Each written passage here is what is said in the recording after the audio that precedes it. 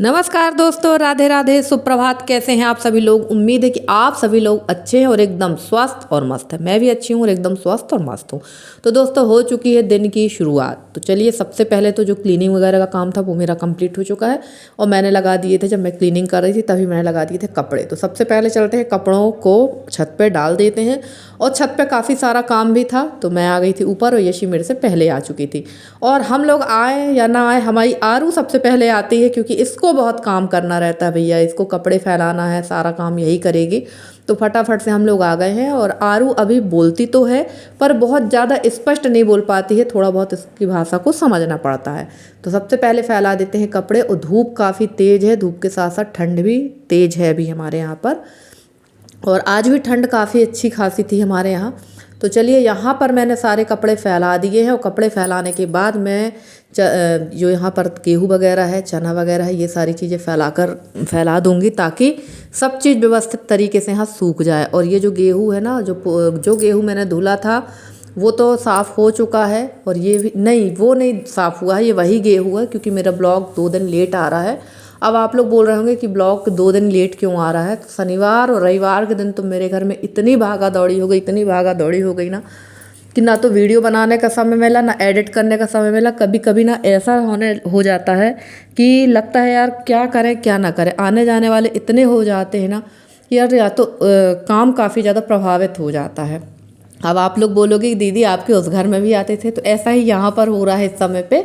तो चलिए, कपड़े तो मैंने सारे डाल दिए थे मशीन पे, तो कपड़े धुल गए हैं। और आज हमारे यहाँ एक बहुत पहुँचे हुए संत आने वाले हैं, तो वो भी आपको आगे ब्लॉग में देखने को मिलेगा। तो हम लोग सभी गांव की जो महिलाएं थी, सभी लोग जल्दी जल्दी काम निपटाने पे लगे थे क्योंकि उनके दर्शन ही बहुत मतलब कहना चाहिए, दर्शन ही कर लेना बहुत बड़ी बात है। तो चलिए, यहाँ कपड़े हमने फैला दिए हैं। उसके बाद यहाँ पर डालूंगी मैं चने की दाल। जो चना दाल अभी मैंने दरवाई है ना, वो दाल को सुखा देंगे क्योंकि अगर सुखा के रख दो तो ज़्यादा बेहतर है। चना ऑलरेडी फुलाकर चना की दाल बनाई जाती है तो चना रहता है गीला। और ये जो आप चूल्हा के पास में देख रहे हैं, मेरे चूल्हे के पास जहाँ मैंने चूल्हा बना रखा है, काफ़ी फैला है। तो अभी तो फैलेगा ही क्योंकि काम ही चल रहा है, तो अभी इसको फैलने देते हैं। और ये अभी थोड़ा और भी फैलेगा क्योंकि यहाँ ना मुझे ईंट की दीवार बनाना है। तो वो भी आपको अगले ब्लॉग में देखने को मिलेगी। हमारी जो राजेश्वरी दीदी हैं, उन्होंने कहा था ठंड के समय कि निधि यहाँ ईंट की दीवार बना लो, तो उस समय तो नहीं बन पाई। पर अब मैंने यहाँ पर चारों तरफ ईंट रख दी है। अब आप लोग बोलोगे कि दीदी ठंड भर तो चूल्हा जलाया नहीं, गर्मी के लिए आप जो है ईंट की दीवार बनाने की सोच रही हैं। तो दरअसल बात ये है, ठंड में तो मेरी तबीयत आपने देखा था, लगभग 20-25 दिन मेरी तबीयत बहुत ज़्यादा ख़राब हो गई। उसके बाद मेरी हिम्मत नहीं पड़ी कि मैं ईंट अकेले उठा कर इतनी सारी ईंट यहाँ पर रख दूँ। और ये जो व्यवस्था हो रही है यहाँ, चूल्हे की जो व्यवस्था हो रही है वो इसलिए हो रही है, ये एक टेम्परेरी व्यवस्था हो रही है। व्यवस्था क्यों? क्योंकि कभी मान लो सपोज़ अगर गैस ख़त्म हो जाए तो हम चूल्हा जलाकर खाना बना सकें, क्योंकि बाहर भी ऐसी कोई व्यवस्था नहीं है। बाहर तो खाना बन ही नहीं सकता मेन गेट के सामने, वहाँ अच्छा नहीं लगता है। और यहाँ पर ऐसा है कि लकड़ी कंडा ऊपर रख लेंगे, चारों तरफ से दीवार से ईंट से एक कमरा सरीका बना लेंगे, तो वहाँ पर खाना बनना ठीक रहेगा। और कभी भी जैसे मन होता है चूल्हे पे कढ़ी बनाने का, दूध पकाना है या काफ़ी चीज़ें ऐसी होती, तो लगता है यार ये चूल्हे पे ही ठीक है। क्योंकि अभी मुझे पापड़ वगैरह का काम भी करना है, सूजी के पापड़ है, आलू के पापड़ है, ये सारी चीज़ें मुझे बनाना है। उसके पहले ही मैं यहाँ पर ये दीवार बना दूँ ताकि मेरे आलू वगैरह जिनमें ज़्यादा गैस खपत होने का काम है वो यहाँ चूल्हे पे हो जाया करेगा।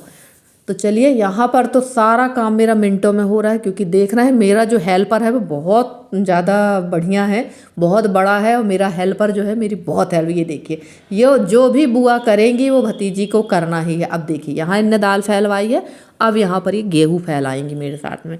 तो मैंने कहा ना कि अब मुझे काम की बिल्कुल भी टेंशन नहीं, घंटों का काम मिनटों में होता है क्योंकि मेरा हेल्पर मेरी बहुत मदद करता है। तो चलिए, यहाँ पर इस गेहूँ में भी हाथ चला देते हैं। और आज सुबह जब मैं छत पर आई थी ना, तो यहाँ मैंने देखा जो चिड़िया थी, जो कहना चाहिए कौवा नहीं, चिड़िया जिसको गलगलिया कहते हैं, बुलबुल भी कहते हैं शायद, तो वो बहुत ज़्यादा मात्रा पे इनके गेहूँ के ऊपर चल रही थी। और टाइम हुआ था लगभग 6:30 पौने 7 करीब का। और जब मैंने देखा, मैंने कहा वाह भाई, करे कोई भरे कोई खा ये रही हैं और गाली कौवा खाती क्योंकि ये तो उनके पहले आके खा के चली जाती हैं। और काफ़ी ज़्यादा मात्रा में थी, वो जो चिड़िया थी वो बहुत ज़्यादा मात्रा में थी। तो चलिए फटाफट से यहाँ पर गेहूँ तो मैंने हाथ चला दिया है और कपड़े भी हमारे सूख चले हैं। और इसके बाद देखिए, ये देखिए भाई इनका काम, मैंने बताया ना कि मेरा हेल्पर बहुत अच्छा है, बहुत मदद करता है। और इनके हाथ से गेहूँ गिर गया है, अब धीरे धीरे उठा के इसको इसी में डालेंगे। और ये बच्चों की जो ये हरकतें होती हैं ना, ये बहुत गजब की होती, देखने लायक हरकतें होती हैं ये, और मज़ा भी आता है। सही सच कहा जाए तो यही सबसे ज़्यादा सुखद होता है। और आरू की एक आदत है, इसकी यशी से बिल्कुल भी दोस्ती नहीं है, यशी से इसका झगड़ा होता है। और आरू की जो छोटी बहन है आद्या, उसकी दोस्ती यशी से है, मुझसे नहीं है। और अब आरू को मैं छोड़ आई थी उसके घर, क्योंकि वो ज़्यादा देर अगर रहती है तो थोड़ी देर बाद वो मम्मी मम्मी करने लगती है, तो मैं उसको घर छोड़ आई थी। और यहाँ यशी लग गई खाने की तैयारी पे। तो खाने में बनना है आज लाल भाजी, दाल चावल रोटी, यानी पूरा खाना ही बनना है। और मेरी बहुत सारी बहनें बोलती हैं ये लाल भाजी होती क्या है, तो ये देख लीजिए, ये है लाल भाजी। इसका कलर ही लाल होता है, और जब आप इसको चावल के साथ मिलाएंगे ना तो चावल भी लाल हो जाता है। वो भी मैं आपको अगले ब्लॉग में दिखाऊंगी, और इस अगले ब्लॉग में नहीं, आगे ब्लॉग में दिखाऊंगी। और इसमें ना दो चीज़ बहुत ज़्यादा मात्रा में डालना चाहिए, एक तो टमाटर, दूसरा प्याज। और अगर बैंगन आपके पास हो तो आप बैंगन भी इसमें काट के डाल लें। मेरे पास बैंगन था नहीं, और बैंगन मेरे घर से लगभग धीरे धीरे मेरी सब्जियों से गायब हो रहा है, क्योंकि हस्बैंड को बैंगन खाना नहीं है, यशी को भी ज़्यादा पसंद आता नहीं है, मुझे तो बहुत पसंद है, पर भाई स्वास्थ्य देखना भी बहुत ज़रूरी होता है। तो चलिए यहाँ पर यशी ने तड़का लगा दिया है, हींग डाल दी है, लहसुन, राई, जीरा, और थोड़ी सी डाली थी मेथी। मेथी बिल्कुल कम मात्रा में डालना। और डाल दी है सूखी वाली, जो पकी वाली लाल मिर्च थी ना, वो डाली। और डाल दी है इसमें ढेर सारी प्याज। तो इसमें मैंने बड़ी बड़ी 2 प्याज कट करी थी, वो डाल दी। और लाल भाजी को देखो, धोते हैं ना तो इसका पानी भी लाल निकलेगा। आप इसको चावल के साथ खाएंगे तो वो भी लाल हो जाएगा, चावल भी लाल हो जाता है, इसलिए इसका नाम लाल भाजी है। और इसकी जो तासीर होती है वो होती है गरम। गर्मी के दिनों में कभी भी इस भाजी को मत खाना अगर आपके यहाँ मिलती हो तो, क्योंकि इस भाजी को अगर आप खाएंगे तो 101% अगर आपको गर्मी मतलब गर्म चीज़ें ज़्यादा बर्दाश्त नहीं होती होंगी ना, तो आपको लूज मोशन शुरू हो जाएगा। अभी मौसम ठंडा है तो मैंने सोचा चलो बना लेते हैं। और ये भाजी लेकर आए थे मेरे पापा। पता नहीं क्यों पापा आजकल सब्जी मार्केट लेने आते हैं, क्योंकि वेडनेसडे को मेरे गांव की मार्केट रहती है, वो सब्जी लेने आते तो मेरे घर सब्जी दे जाते हैं। मैं मतलब कभी कभी मैं सोचती हूँ कि अभी अभी पापा कैसे हो रहे हैं, सब्जी अपने लिए खरीदेंगे, आएंगे तो मुझे सब्जी देकर चले जाते हैं। जबकि अब सब्जी की मेरे यहाँ बिल्कुल भी प्रॉब्लम नहीं है, सामने ही सब्जी है, मैं हमेशा आप लोग से बताती हूँ। तो पापा ये लाल भाजी ला कर दे गए थे, और पत्ता गोभी दे गए थे, शिमला मिर्च दे गए थे। चलो ठीक है, अब ला के दे गए हैं तो रख ली थी मैंने। और यहाँ पर मैंने खूब सारे डाल दिए हैं टमाटर भाजी पे, और भाजी को अब पकने देंगे। और भाजी हमारी अच्छे से पक गई थी, इसको कर लिया मैंने खूब अच्छी तरह से मैश। और अब फटाफट से खाते हैं खाना। तो यहाँ पर मैंने लाल भाजी रख ली थी और रोटी चावल। और देखिए अब मैं आपको चावल के साथ लाल भाजी को मिक्स करके दिखाऊंगी कि कैसे किस तरह से चावल एकदम लाल हो जाएगा। और खाना मैं खा ही रही थी, तब तक मेरे पापा आ गए थे कि जल्दी करो, वो संत जो आने वाले थे वो आधी रास्ते तक, यानी हमारे गांव से जो हमारा पेट्रोल पंप है इसके थोड़ी आगे तक पहुंच गए हैं। तो जल्दी जल्दी जल्दी हम लोग लग गए थे खाने पीने में, और काफ़ी देर से वेट कर रहे थे हम लोग, तो सुबह से वेट कर रहे थे। पर वो पद यात्रा में है तो भाई पैदल में तो टाइम लगेगा, और उनके साथ पूरा जुलूस है, इतना बड़ा जुलूस है परिक्रमा वासियों का। ये देखिए यहाँ से स्टार्टिंग हुई है, और अभी आप देखना ऐसा जाम लगा था ना, गाड़ियों का ऐसा जाम लगा था, लग रहा था यार हम कोई सिटी में आ चुके हैं, जैसे महाकुंभ का जाम लगा हो, इस तरह का जाम लग चुका था। तो देखिए आते जा रहे थे, कम से कम इनके साथ नहीं होंगे तो 300-400 परिक्रमावासी थे।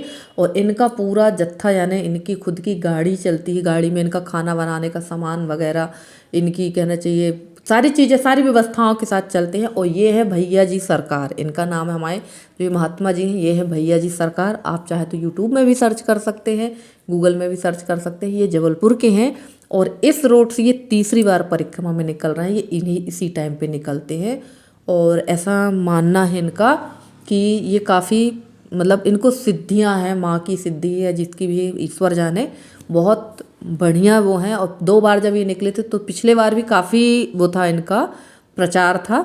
इस बार तो मैंने देखा है, पिछली बार सुना बार था कि हाँ यहाँ से कोई भैया जी सरकार निकले हैं, और इस बार जब यहाँ पहुँच गए हैं तो हमने कहा चलो यार अब जब भाग्य में है तब इनके दर्शन हो रहे हैं। और सबसे भाग्य की बात ये है मेरे लिए कि हमें रोज़ ही परिक्रमा वासियों के दर्शन हो रहे हैं, यानी रोज़ ही हम माई रेवा के दर्शन करते हैं। क्योंकि माता तो उनके साथ ही चलती रहती हैं, तो उन्हीं के दर्शन हमें हो जाते हैं, यही हमारे लिए सौभाग्य की बात है। और ये देखिए भाई पूरा मतलब ना इतना ज़्यादा था क्योंकि यहाँ पूरा जाम लग गया था।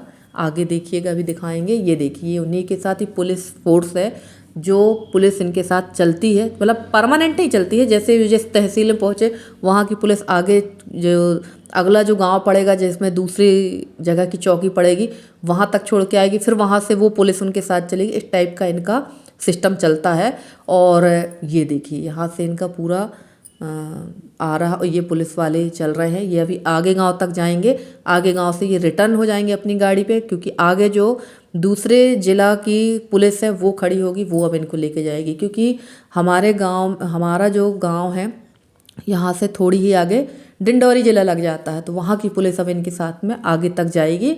और फिर वहाँ जहाँ तक ये जाएंगे वहाँ तक वहीं डिंडौरी की पुलिस ही इनके साथ चेंज हो के चलती जाएगी। तो चलिए ये देखिए, अब मैं आ गई थी चाची के घर के पास में, तो मैं देखती जा रही थी बहुत ज़्यादा मात्रा में ये परिक्रमावासी थे, बहुत लोग निकल चुके हैं यहाँ से। तो वही मैं आपको दिखा रही हूँ। ये देखिए यहाँ पर है ये भैया जी सरकार, जिन्होंने कपड़े नहीं पहने, सिर्फ एक लंगोट धारण किया है। और अब ये हमारी आद्या को गोदी में लेंगे, और ये है, तो देख लीजिए आप लोग भी दर्शन करिए। और ये पैर नहीं पड़वाते हैं, ये महिलाओं का स्पर्श नहीं करवाते, इसलिए ना इनके पैर पड़े हम लोगों ने, और दूर ही रहे। और आद्या को तो इनने खुद ही गोद में ले लिया था, क्योंकि चाची ली हुई थी और हम लोगों से इनने पैर नहीं पड़वाए थे।